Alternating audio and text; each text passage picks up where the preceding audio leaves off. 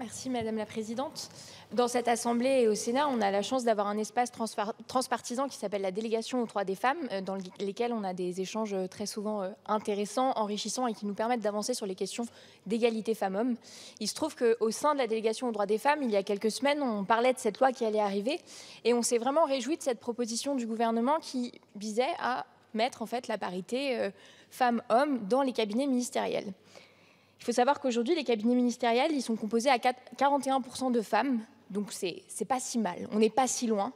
Mais il y a un autre cabinet où c'est un peu plus compliqué, et c'est le cabinet présidentiel. Aujourd'hui, le cabinet présidentiel, il y a 2 femmes pour 11 hommes. Et si vous avez d'autres chiffres, je serais ravie de les apprendre, mais en tout cas, moi, c'est les chiffres que j'ai trouvés. Et on est encore loin de la parité, et finalement, ça pose la question de l'exemplarité au plus haut niveau de l'État. Parce qu'on a un président qui nous a dit que l'égalité femmes-hommes, c'était la grande cause du quinquennat encore. Moi, j'aimerais bien, je crois qu'on est nombreux à émettre ce souhait, c'est que la parité au plus haut niveau de l'État, ça ne soit pas pour demain encore. Et je crois qu'on est une majorité dans cet hémicycle à être convaincus qu'il n'y a pas de femmes qui ne sont pas assez compétentes pour conseiller le président. Et je crois que nous sommes une majorité dans cet hémicycle à être convaincus que le pouvoir, ça n'est pas une affaire de boys club. Et ça n'est pas une affaire dont devrait être exclue la moitié de l'humanité. C'est le sens de cet amendement et je compte sur vous, chers collègues, pour que justement on travaille à cette question de l'exemplarité sur la parité femmes-hommes au plus haut niveau de l'État. Je vous remercie. Merci, Madame la députée. Toujours en discussion commune des amendements identiques. Le 97, Monsieur le Ministre, c'est votre amendement.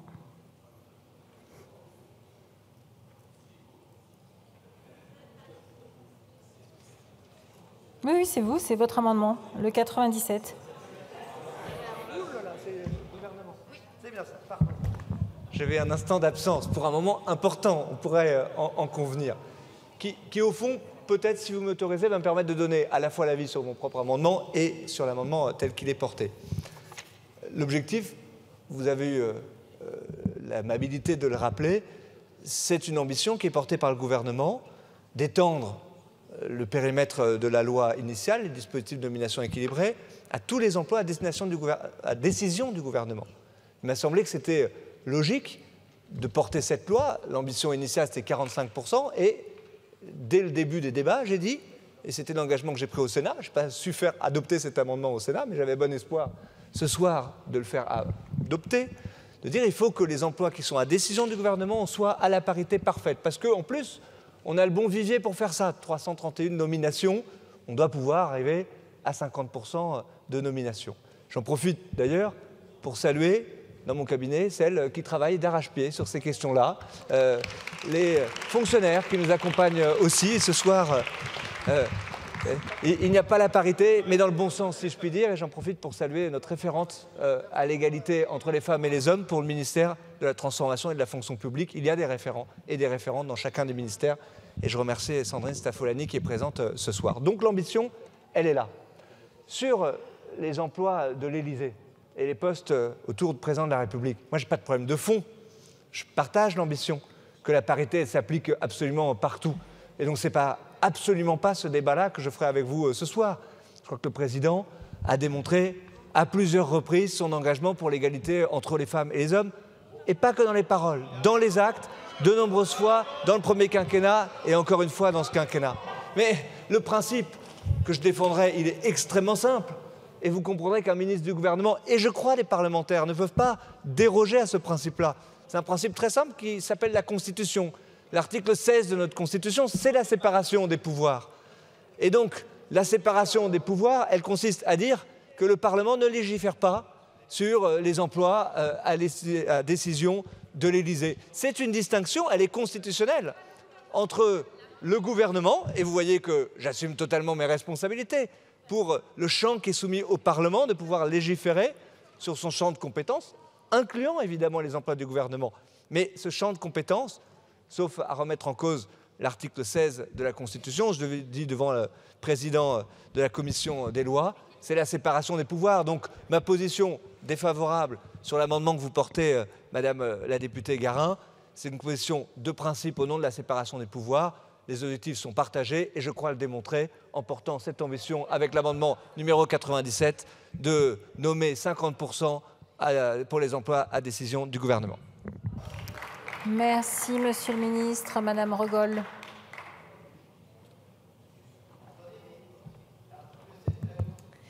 Alors, Monsieur le Ministre, encore une fois, je vous ai bien écouté. Alors, d'une part, on préfère toujours un tien à deux, tu l'auras. C'est un précepte assez simple qui consiste, quand on est de notre côté de l'hémicycle, à avoir des faits et pas des promesses, parce que les promesses n'engagent que ceux qui les croient. Et en l'occurrence, nous, on est assez échaudés pour ne plus y croire.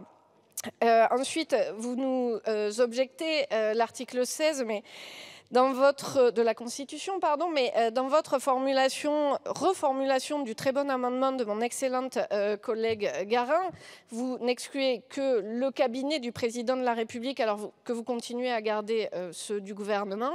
On a un peu envie de dire, les promesses, les promesses servent à masquer le fait que la présidence serait hors de tout cadre, hors de toute exemplarité, hors de tout devoir d'incarner les paroles que vous-même vous avez soulignées en disant que le président Macron s'était engagé à de multiples reprises à œuvrer pour la parité. Eh bien, s'il œuvre pour la parité, il n'est pas un souci d'avoir un cabinet qui est composé à parité, où il y a des femmes en responsabilité et pas uniquement des hommes en responsabilité. Ça paraît frapper du bon sens, mais il semblerait que la position présidentielle soit intouchable. Nous ne parlons que de fonction publique ici, Monsieur le Ministre, et ça ne touche pas à la séparation des pouvoirs. C'est juste une position de principe. Vous l'avez dit, vous la soutenez.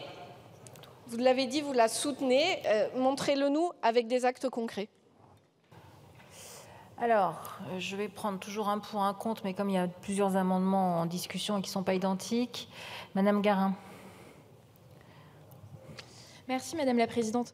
Monsieur le Ministre, moi j'ai une question. En fait, quelle est la différence entre les cabinets ministériels et les cabinets présidentiels? Ça reste l'exécutif, ça reste le gouvernement. Donc finalement, j'ai l'impression qu'on ne voudrait pas toucher à un espèce de privilège du prince, alors qu'il n'y a pas de raison. Le président n'est pas au-dessus de ses ministres. On est tous... L'exemplarité, elle est pour tous et toutes au niveau de l'État. Et j'aimerais aussi vous rappeler que vous dites qu'on ne doit pas interférer avec les affaires de l'Élysée, mais on vote bien le budget de l'Élysée. On vote le budget de l'Élysée. Donc pourquoi est-ce qu'on ne pourrait pas voter la parité pour les équipes du cabinet de l'Élysée? Alors, j'ai commis un impair, parce que comme Monsieur le Ministre a parlé et a donné son avis sur les autres amendements, j'ai oublié de demander au rapporteur l'avis de la Commission, ce qui était que... Donc, je lui présente mes excuses.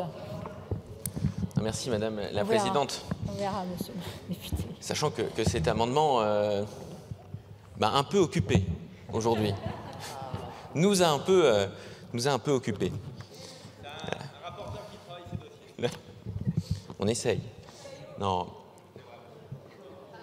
Juste dire, s'il vous plaît, sur le principe qui a été évoqué tout à l'heure de séparation des pouvoirs, et c'est pour ça que ça nous occupait, effectivement, oui, il y a un sujet.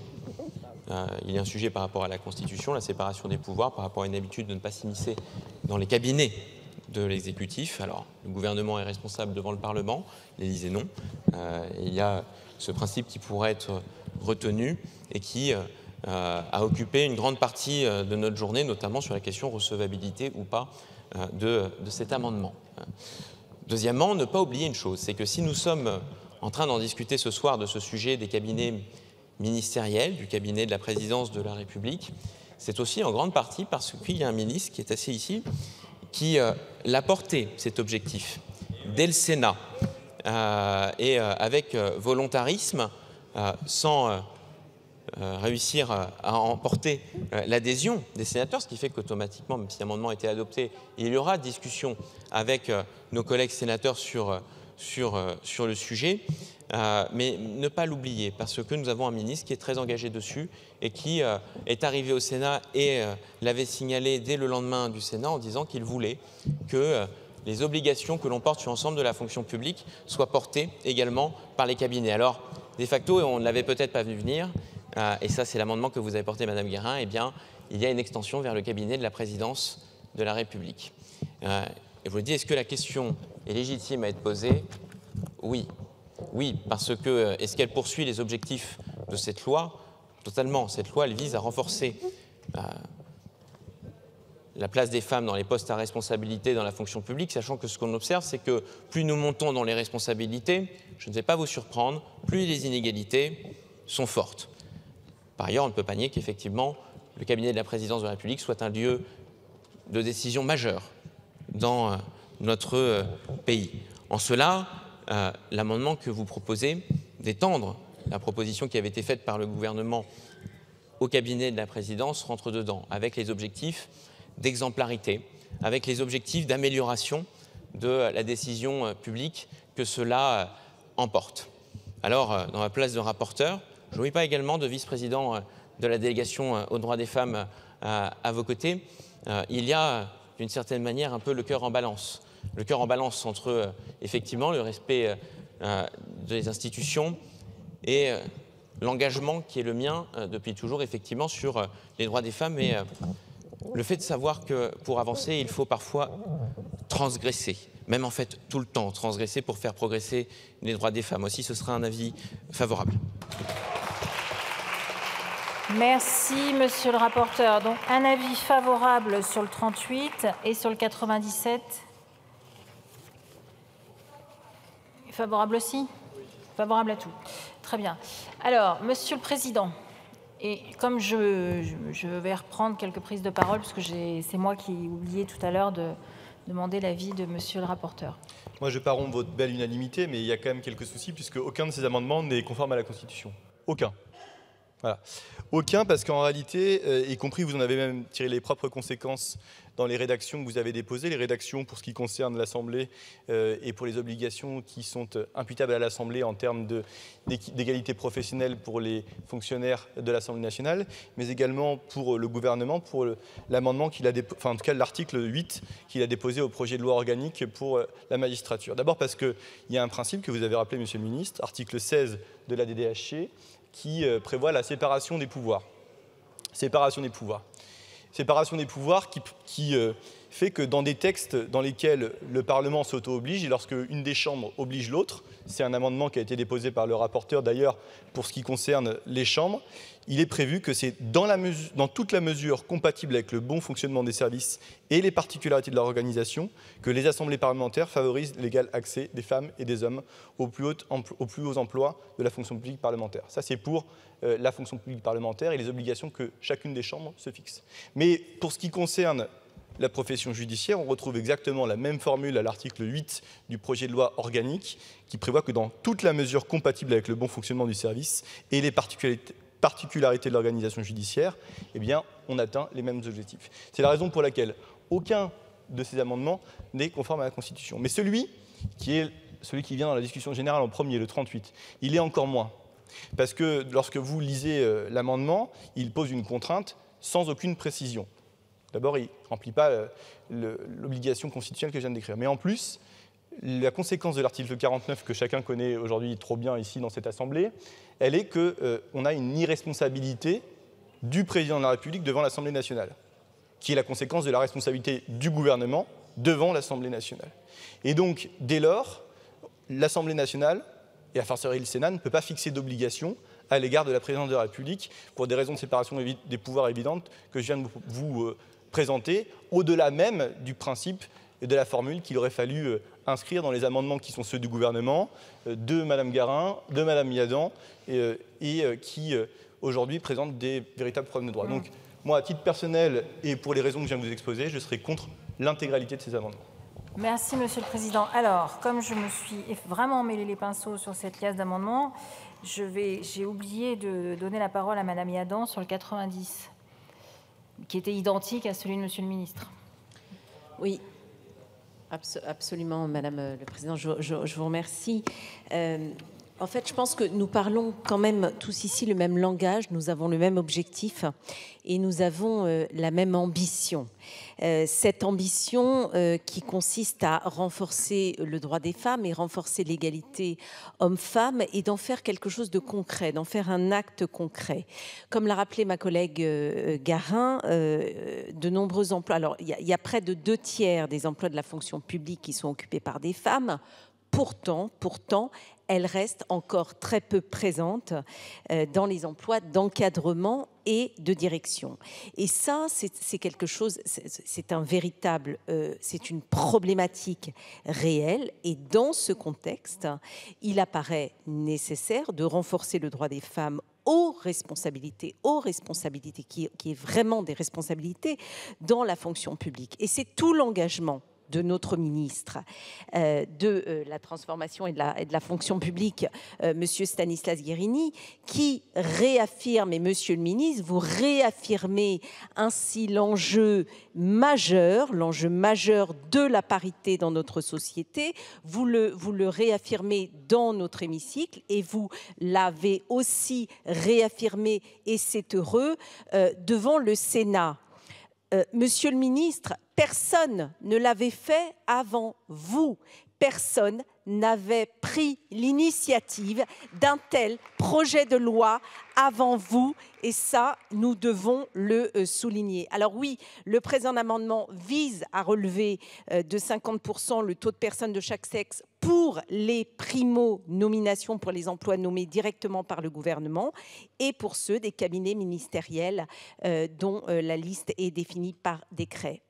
Je pense, pour en terminer, que le chemin vers une complète parité pour ces nominations répond à cette exigence de l'ambition et à cette exigence de l'exemplarité qui doivent exister d'abord dans la fonction publique, c'est-à-dire au sein de l'État. Cette exigence, elle est la vôtre, Monsieur le ministre. Cette exigence, elle est celle de notre projet de loi, et cette exigence-là doit être la nôtre à tous dans cet hémicycle. Alors, j'ai plusieurs demandes de prise de parole. Monsieur Léaumont.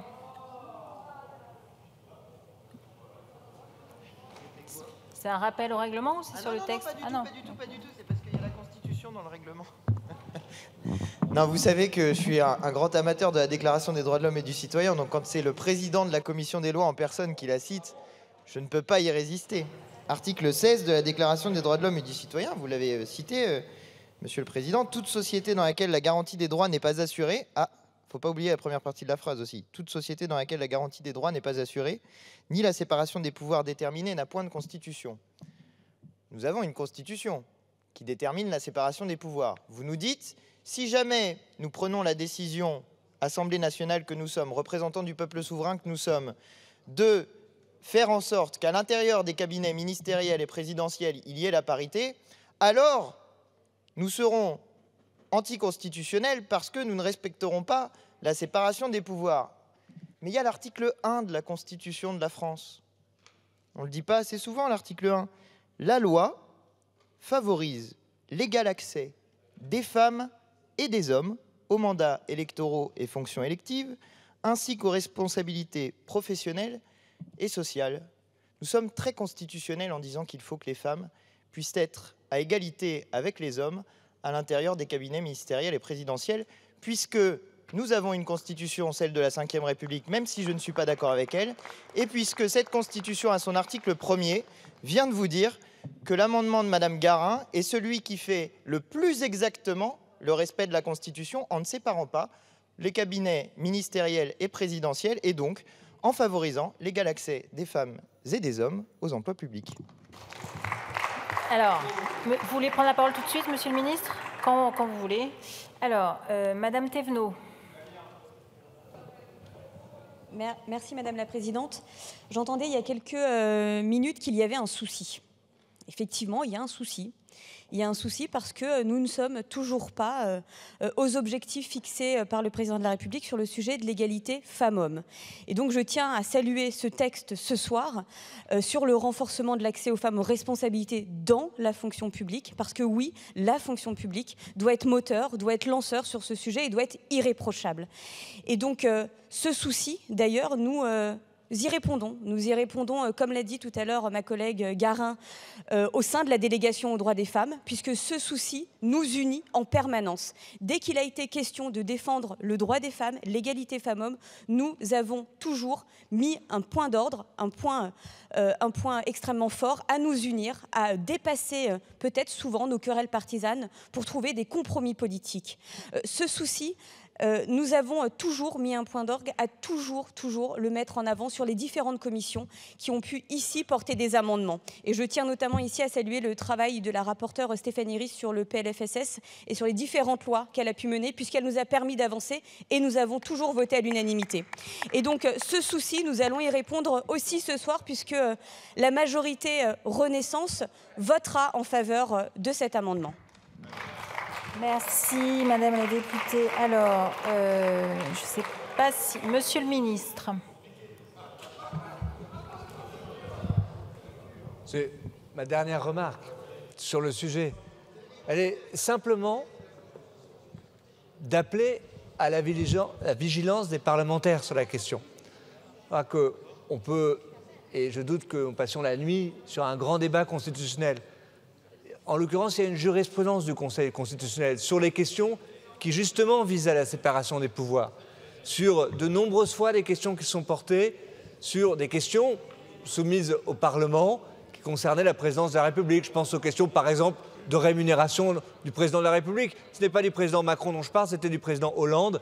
C'est une jurisprudence de 2012 qui a donné l'inconstitutionnalité à chaque fois que les parlementaires ont décidé, je crois, de rompre avec cette séparation des pouvoirs. Donc mon argumentaire, il est aussi simple que ça. Et encore une fois, je ne veux pas qu'on ait de faux débats ou de mauvais débats. Sur le fond, on converge sur cette intention et sur cette finalité de parité. Je l'ai dit, je la porte pour les emplois à décision du gouvernement. Je crois simplement que quand on est parlementaire, on doit être attentif aux principes constitutionnels. Et donc, moi, je ne peux pas, vraiment pas, donner un avis favorable aux amendements. Merci. Je vais mettre aux voix l'amendement 38 qui fait l'objet d'un scrutin public que j'ai annoncé tout à l'heure dans l'enceinte de l'Assemblée nationale, qui a reçu un avis favorable de la Commission et défavorable de Monsieur le ministre. Le scrutin est ouvert. Le scrutin est clos. Votant 78, exprimé 72, majorité 37 pour 56, contre 16. L'Assemblée nationale a adopté. Et donc, il fait tomber les autres amendements identiques. Je vais mettre aux voix là.